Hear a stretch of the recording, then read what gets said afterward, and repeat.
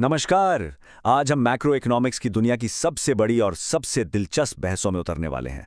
हम उन 6 बड़े सवालों को समझेंगे जो तय करते हैं कि हमारी अर्थव्यवस्था किस दिशा में जाएगी। तो चलिए इस सवाल की तह तक चलते हैं। हम उन मुद्दों पर बात करेंगे जिन पर दुनिया के बड़े बड़े अर्थशास्त्री भी एकमत नहीं हैं। ये दिखाता है कि अर्थशास्त्र में कोई एक सीधा साधा सही जवाब नहीं होता। यहाँ हर रास्ते के अपने फायदे हैं और अपनी कीमत भी। आज का हमारा सफर कुछ ऐसा रहेगा। पहले हम सरकार की भूमिका पर बात करेंगे, फिर केंद्रीय बैंक के सामने क्या विकल्प होते हैं उसे समझेंगे, और आखिर में भविष्य की आर्थिक नीतियों पर नजर डालेंगे। और अंत में हम इन सबको एक साथ जोड़कर देखेंगे। तो चलिए शुरू करते हैं हमारे पहले खंड से, सरकार की भूमिका पर बहस। सवाल यह है कि सरकार को अर्थव्यवस्था में दखल देना चाहिए या उसे अपने हाल पर छोड़ देना चाहिए। तो सबसे पहला सवाल, क्या सरकार को अर्थव्यवस्था के उतार चढ़ाव यानी बिजनेस साइकिल को काबू में करने की कोशिश करनी चाहिए? एक तरफ तर्क यह है कि हाँ, बिल्कुल करनी चाहिए। जब अर्थव्यवस्था में निराशा का माहौल हो तो सरकार अपने दखल से उसे सहारा दे सकती है। लेकिन दूसरी तरफ कुछ लोगों का मानना है कि सरकारी नीतियां लागू होने में बहुत देर लगाती हैं, और जब तक उनका असर होता है हो सकता है कि हालात बदल चुके हों, जिससे मदद के बजाय नुकसान हो जाए। अच्छा, तो मान लीजिए सरकार ने फैसला कर लिया कि कुछ करना है। अब सवाल उठता है, करें तो क्या करें? सरकारी खर्च बढ़ाएं या टैक्स में कटौती करें? खर्च बढ़ाने का फायदा यह है कि पैसा सीधे अर्थव्यवस्था में जाता है और मांग को तुरंत बढ़ाता है। वहीं टैक्स कटौती से लोगों के हाथ में ज्यादा पैसा आता है, जिससे वो ज्यादा खर्च कर सकते हैं और कंपनियां ज्यादा निवेश कर सकती हैं।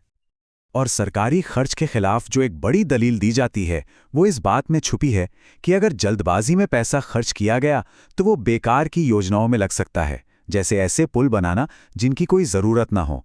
और उस खर्च की भरपाई के लिए भविष्य में टैक्स बढ़ाना ही पड़ेगा। अब सरकार से आगे बढ़कर बात करते हैं सेंट्रल बैंक की, यानी वो संस्था जो हमारी मौद्रिक नीति तय करती है। यहाँ भी कुछ बड़े सवाल हैं।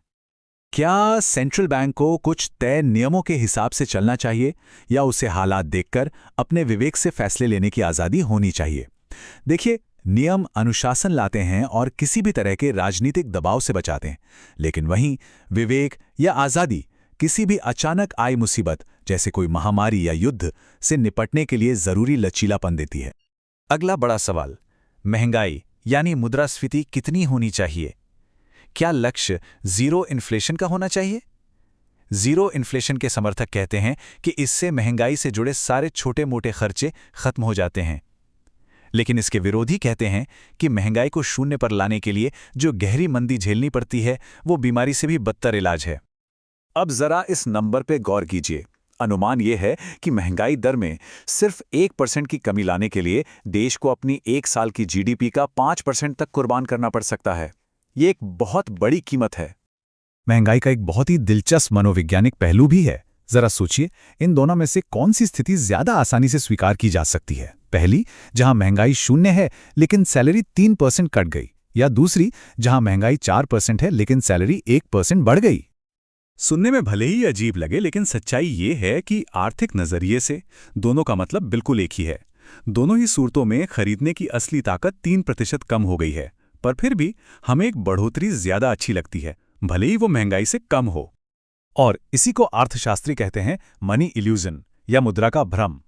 हम अक्सर पैसे के नंबर को देखते हैं, उसकी असली कीमत को नहीं। और यही वजह है कि थोड़ी बहुत महंगाई कभी-कभी अर्थव्यवस्था के पहियों को सुचारू रूप से चलाने में मदद करती है। अब हम उन बहसों पर नजर डालेंगे जिनका असर आज पर कम और आने वाले कल पर, यानी भविष्य की पीढ़ियों पर ज्यादा पड़ता है। क्या सरकार को हमेशा एक संतुलित बजट बनाना चाहिए, मतलब जितना कमाया उतना ही खर्च किया? इसके पक्ष में तर्क यह है कि सरकारी कर्ज का बोझ आखिर में आने वाली पीढ़ियों पर ही पड़ता है। लेकिन विपक्ष का कहना है कि कर्ज की समस्या को अक्सर बड़ा चढ़ाकर बताया जाता है और बजट संतुलित करने के लिए शिक्षा जैसी जरूरी चीजों में कटौती करना ज्यादा नुकसानदेह हो सकता है। और हमारी आखिरी बहस है टैक्स को लेकर। क्या टैक्स कानून ऐसे होने चाहिए जो लोगों को बचत करने के लिए प्रोत्साहित करें? एक पक्ष कहता है कि हाँ, अगर हम कमाई के बजाय खर्च पर टैक्स लगाएं तो लोग ज्यादा बचत करेंगे और देश में निवेश बढ़ेगा।